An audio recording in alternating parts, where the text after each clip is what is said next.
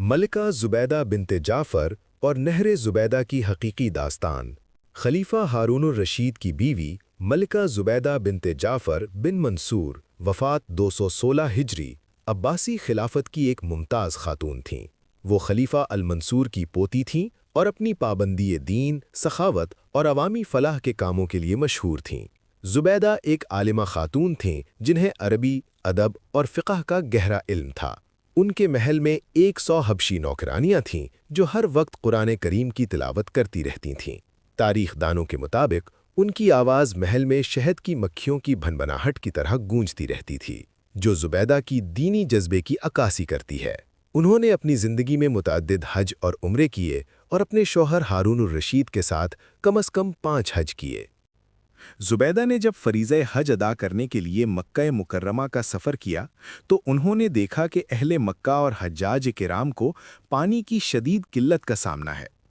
مکہ کی جغرافیائی حالت کی وجہ سے بارش کم ہوتی تھی اور موجودہ چشمے اور کنویں حج کے موسم میں ہزاروں زائرین کی ضرورت پوری نہیں کر پاتے تھے۔ لوگ دور دراز سے پانی لانے پر مجبور تھے، جس سے بیماریاں اور مشکلات پیدا ہوتی تھیں۔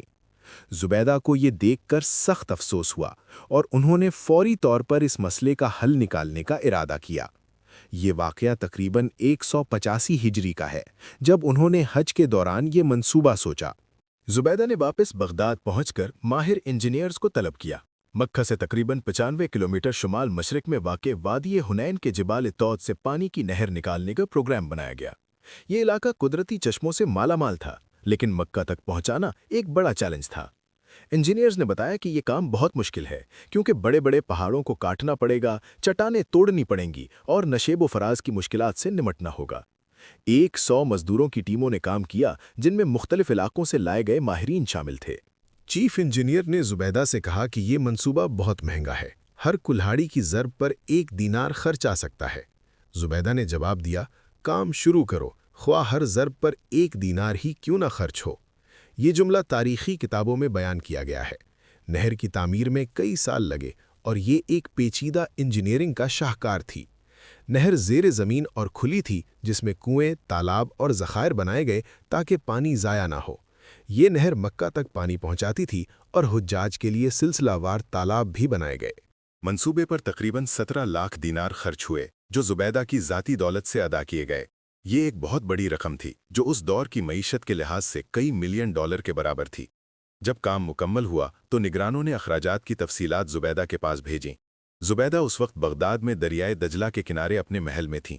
انہوں نے کاغذات کھولے بغیر دریا میں پھینک دیے اور کہا، اللہ، میں نے دنیا میں کوئی حساب کتاب نہیں لیا، تو بھی مجھ سے قیامت کے دن کوئی حساب نہ لینا۔ یہ واقعہ تاریخ کی کتابوں جیسے البدایہ والنہایہ میں بیان کیا گیا ہے، جو زبیدہ کی اللہ پر کامل یقین اور سخاوت کی عکاسی کرتا ہے۔ نہر زبیدہ 100 کلومیٹر لمبی تھی اور 100 سال سے زیادہ عرصہ تک مکہ اور حجاج کو پانی فراہم کرتی رہی۔ یہ عباسی دور کی ایک عظیم انجینئرنگ کا کام تھا جو آج بھی باقیات کی شکل میں موجود ہے۔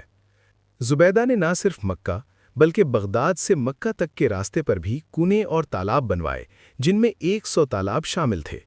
ان کے ساتھ 100 غلام بھی رکھے گئے جو حجاج کی خدمت کرتے تھے۔ زبیدہ کی یہ خدمت رہتی دنیا تک یاد رہے گی اور اللہ نے انہیں اس کے بدلے اعلیٰ مقام عطا کیا۔